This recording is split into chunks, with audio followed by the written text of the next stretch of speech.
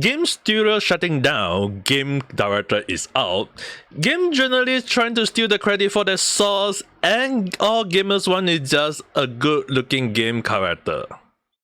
Well, a great way to start a random chat, ain't it? Hello there, how's there? Ame Gakita. So obviously, based on what I say, you guys can understand today random chat is about gaming. But if you guys take a notice at the title, obviously it is about Bioware. Now, the first thing we have to understand before we go into all individual topic, do prepare the sword and throw the sword at the screen if you need to, because it will be considered having some of the my take having being on the speculative side, but then again you can't really deny the way I say. But then again, if you want to throw the sword, do prepare. That is just a warning in a way. Now, that being said, based on JT-san video, there is the so-called the game director who many people claim as man cosplaying as woman, the game director along the line, decided to be out of Bioware. Now, in a way, it is considered a good thing in many people's view, because it means that it was him who lead the game company to do the flop of a game called The Dragon Age the Veilguard. And in a way, as what Pirate Nation posed, going bankrupt to own the chat, they thought it would work? Well, it did not, because it led to many memes in a bad way and showing how bad, excuse me, like how a game should really actually work, and often more than not, you just want a game to look good. Now, that being said, the funny thing about this whole audio is that everyone seems to be saying like, oh, like even the one who gives the sword is like good written, that one is time for the DEI BS to be ending along the line. Or even the case of that, the reason why the Veilguard was actually bad because of the game director. Now, while it is true to some extent, I personally do not think that we should all fall on him alone. Because you guys have to understand one thing is that if he is to hold the blame, I think the whole company as a whole, including the people inside the company, should hold to some accountability. Because if they claim that it is because he the director, so he is to hold the whole responsibility, then it means that there are some other people within the company who agree with him. Because the thing is, right, just because that the person lead doesn't mean that everyone should actually follow the lead. If you actually do understand there is problem with it, you often more than not there will be disagreement. That is the reason why there is always, like in gaming, they always say that there is the meeting, there is the coordination, there is the communication, there is like this and that whatsoever along the line. So often more than not, from what I think, it always have to start from somewhere. Yes, the game director who lead it. But then again, along the line, can we really say that because he lead, that people who follow him is not to blame? To me, not entirely. Because they have to hold some accountability, even though if they are not supposed to say they hold the blame. So if some of them agree with it, sometimes it can be the writer who agree with the game director, it can be the game 3D artist who agree with the game director because they don't want the character to look too sexy whatsoever, they want it to have some sort of like DEI work or whatever BS. Yeah, it will always start from somewhere and then it will lead down the road, and often more than not, we have to hold accountability for some of those people. Because even if like when Pirate Nation talk about it, like how some people inside just trying to say that, oh, people are mad about the cancer project is discussing. When you look at their position, they aren't actual like the director or whatever. They are actually holding in some sort of designer or manager position. So it do start from somewhere, and in a way, Madam Savvy would say really the best. Not really like just because some game studio hired, even though it's a different game studio for when she is highlighting, but not just because they trying to hire the best and the most talented. I think it's trying to hire the work and the most DEI-lutional people out there. Now, obviously, we can't really say that just because they have a lot of people inside there now in the company. Is it that just because you kick out the game director, it means that the whole company is going to be healing, the gaming industry is going to heal? No, I ain't going to think so that way. Now, it's also kind of interesting that later on JT-san did report on it about how the director left. It's not because that he was being fired. It's not because he's like voluntary leaving, it's because that based on what information is given out is that the director got a better offer elsewhere. Hey, interesting, right? Because the thing is, right, often more than not, you guys have to understand, in real life situation, there's no such thing as the CEO being fired or the director being fired or the manager being kicked out along the line. Often more than not, there is always a scenario where either they go to a better green hill or they just decided to leave the BS hole that all the BS stuff they left behind in the company after destroying it. So when you think about it, right, it's really not saying like the company is going to shut down just because they, oh, then the director is out. It's because it's decided going down, and then based on their contract, obviously they can't really say that, oh, I must be fired along the line or I must be laid off because the company is shutting down. They hold high position. They got the experience, so obviously when you go and put that in the resume, some other company will just say, hey, you're a director, maybe we should hire you. They don't care about who you are, apparently. So the thing is, right, when you kind of think about the whole situation, I don't think that, oh, officially the game director is out, they are trying to say that, oh, it's good written. No. Sometimes you have to like say like, is it really out? Because if just getting rid of the game director is enough to get everyone to put all the blame on him, he's just the scapegoat, okay? People is just throwing him under the bus and then let him hold all the blame, and then you all will forget about the game studio itself having a lot of problem. They are just trying to use one scapegoat and everyone just biting into that scapegoat. Like, dude, do you all forget that there are so many other scapegoats inside the company that we should be fighting onto, right? So, not trying to say that we should attack the company Bioware, because it is going to apparently announce a closure in a way, so who to blame? EA? Maybe. Don't know. So the thing is, right, we have to understand is that overall, if the company is trying to put one blame on one so that people will bite into it, then obviously we all took the bait. You are all just a fishes in the ocean, nothing more, nothing less. Now, at the end of the day, it's really one of the problems that we have to look overall, because like the words that Shiro-san, one of my viewers, always say one time, and it actually stuck in my head for some reason. Trust their work, not their words. And this, I think, to me, is a very powerful phrase. That's the reason why I say that even if he only say it once, it's really one of the things that we should be saying again and again and again. Because at the end of the day, it's really one of the moments that sometimes just because a game studio getting out doesn't mean that there aren't other people who are rotten inside the company itself. It can be any other people. It can be any other crazy delusional people inside the company thinking that just because the game director is out doesn't mean that they can't have a hand in making another game that is another flop or world or DI. They will always try to hide it first and then push for it later on. And it's really one of the moments that DI itself, or ugly character alone, right, has been in the gaming industry for quite a while. Because when you go and think about it, right, it's kind of interesting that even Pirate Nation was able to dig up for the ugly character in war for around, where he said almost 10 years. In February 24th, 2017, they already have an article creating not so modern behavior. Bioware accused of decorating, making mass effect female character ugly. It's really kind of interesting that at that time I was like wondering why a lot of game characters look kind of like unrealistic or look so ugly, and to them they just say, oh, it's based on real life people, or that's how people want. Yeah, now who's the joke, guys? I'm not trying to like say that the gamers who are in fault. It's that the DI itself was long, the ugly character, it was long before there already. It was there, and people don't improve because they never did. It was just using, at that point, their winning formula again and again, until when people start realizing that it was just trying to push DI or ugly character, or in their own word, realistic looking people, which is just based on themselves. Now, at the end of the day, it's really one of the moments that when you have to look at a lot of situation, it's really that the game director fault itself when a game company flop. No, I don't think so. Often more than not, a whole company has to hold accountability.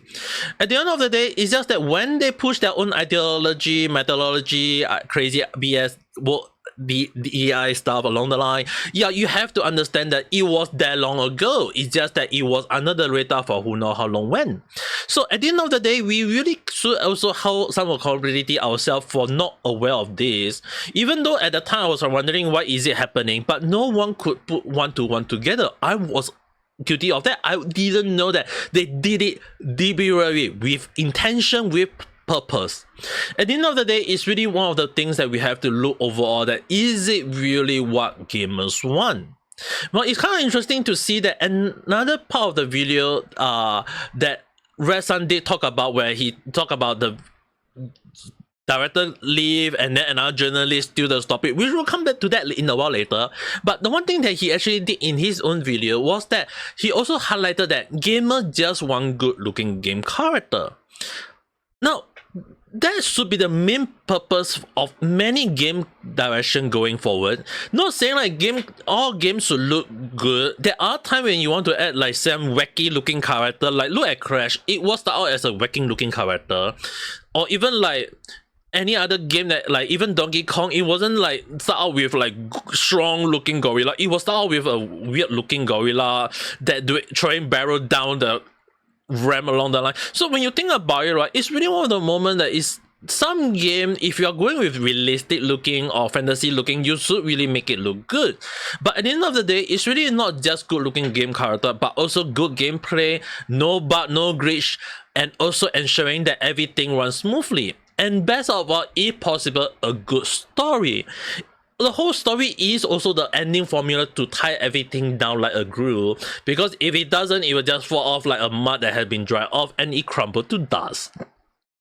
Now, at the end of the day, it's really one of the moments that we have to sit down and ask ourselves, like, is it really that we have to bring a lot of scenario? Because if you look at the game itself, the Veilguard, just because the game director is out doesn't mean that the story was all entirely on him.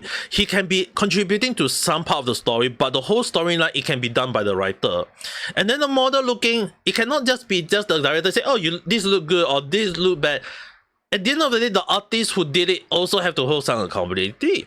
So at the end of the day, it's really back to the moment where, is it really just a good looking game character, or is it the good story or everything? It is always everything into one, and then make it a good game. And back to the end of the day, what make a good game? It's not just because it is created by the game company, but also the gamers. So if a gamer say that the game is not good, and many people start to not buy the game, does that make the game the game? Because it's still at the end of the day created by a game company? No. Just look at Concord. Concord itself has already kind of like been considered a huge flop. And when you think about it, it's really one of the moments that when you think, is it just because that anyone who consulted on Concord is a very bad group people? Is it really just them? Or is it at the end of the day that the game company who decided to listen to that very bad people doing the game in the first place? Who knows? I mean, like, to me, it is always every little thing contribute to the whole scenario that actually lead to the ultimate failure. Now, that being said, it's really kind of interesting that the whole article that I mentioned, that this interesting, it all started from JT Sun video. It's always start out from, most of the time, it will start out from JT Sun in some way, somehow, somewhat. Now, that being said, as I mentioned earlier, that there was some sort of journalist decided to steal another people's work. It's kind of interesting that another person by the name Jeff Grubb, which I think is going to just be a grumpy person because along the line, because he decided to just say that he's the one who came out with the source. He's the one who said that everyone is a rumor. He got the original source. When JT Sun reported about this, like who knows how long went before him. Interesting name. So the thing is, right, it's really one of the moments that sometimes even game journalists itself, just because game companies or game journalists say something along the line doesn't mean that we should trust them. It's sometimes when they say something like this along the line, it's really want to ask yourself, like, do they still hold the credibility and a way to, like, can we trust them in the first place? To me, I mean, like, you can throw the sword if you want to, but then again, to me, I'm just like not this kind of person, because giving them the attention is just telling people that, hey, there is some credibility to it, or maybe he requires some attention. So at the end of the day, I mean, like, it's good to at least highlight this kind of situation. I'm not saying like we should not, don't get me wrong. It's just that we should talk about it, give understand that this kind of person is out there and then move on with your life. Don't let it affect your life in a bad way, because just because they want to bring in DI or WoW or whatever BS to game industry, let them be. At the end of the day, people vote with their wallet. People buy game, don't buy game based on them. If gamers don't like their game, don't buy their game, don't play their game. It should at least put a warning red flag to them. But if they still don't understand that, that's on them. Because at the end of the day, even like people saying like, oh, there is no black game character, or game character doesn't look good along the line. And then when you go and start looking at how a lot of DEI character, all the black character long ago actually was good looking along the line, yeah, it seems to tell you a lot of story, nah. So at the end of the day, it's really one of the things that we have to understand. Not just because like, oh, if you want to add black character or this or whatever, sometimes just because like DEI you want to add this or whatever, or the character that has like it has to be a black, gay, but also living in Japan, samurai. Yes, I'm talking about Assassin's Creed Shadow. Yeah, just seem to tell you a lot of story, right? It's look at all the black people who defend Yasuke initially until when they realize that he's a gay. Suddenly half of them disappear out into who know where. Interesting. So at the end of the day, it's really one of the things that sometimes don't just because you add DEI or whatsoever to a story and it doesn't make sense. Obviously, it will not make sense. If you add something don't make sense, you expect it to make sense. It's not like throwing like a whatever BS into one and just say that, oh voila, it's a food, it's a delicious thing. Oh mamma mia, you don't add pineapple in a pizza. You saw how some people love pineapple on pizza. Am I a fan of pineapple pizza? Not really. If people serve me, I will eat it anyway. So at the end of the day, it's really one of the things that we really have to sit down and ask ourselves, like, is it really, like, should we bring this and all that? But then again, it's really one of the things that is another thing we have to look into is that, as previously I covered US banning TikTok, right? This one not really gaming. Don't throw the sword yet, okay? Understand one thing. This one also kind of like including in a way that we have to add the DEI. Now, in previously when I talk about the TikTok being banned, and it seems to be on the part of this being banned on US, from what I do know is that the one thing is that people are jumping to rate No or Xiaohongshu, which I previously talked about, and at the same time, as I mentioned, people bring LGBTQ, World, Black Lives Matter or BBS into the app itself, and the funny thing is, Chinese app decided to ban all of them.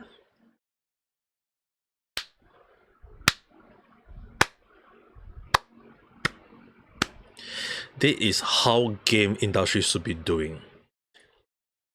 Like literature. With huge purpose. If you do it, majority people will support you. Because when you look at the data, it never lies, okay? It never lies. Do you want to cater to those less majority people, or do you want to cater to people who just want a good game with good looking character, with a good storytelling? Because if you can't cater to the majority people, you are catering to the minority people, and within the minority people, you only get like a few percentage of that minority people. Are you truly making money? Or will you go for the higher majority people and gain even like a small percentage of that? It's still gonna be way more than the minority people. But who am I to say? At the end of the day, is it really just the game companies to hold some compatibility, or is it they just trying to put the blame on one of their staff along the line or their director along the line? Who knows? It's just my speculative thought. It's just a random chat. Whether you agree, disagree, whether you think that the game director should be the scapegoat or the whole company should hold some accountability, or just that gamers should really start looking in like, is it really a good game character itself is just being the main focus, or is it like many other reasons like good game mechanic or good game storytelling? Yeah, right in the comment section below, we can discuss it further. If not, if you do like this video, don't forget to press the like button and subscribe for more random chat where I talk about stuff that sometimes makes sense, doesn't make sense, or random at time, but somehow lately I've been talking and yapping a lot for quite a few topics for some reason, somehow or what. But the one thing I hope that is not for you guys is don't have a random day, but have a nice day. All night. Bye.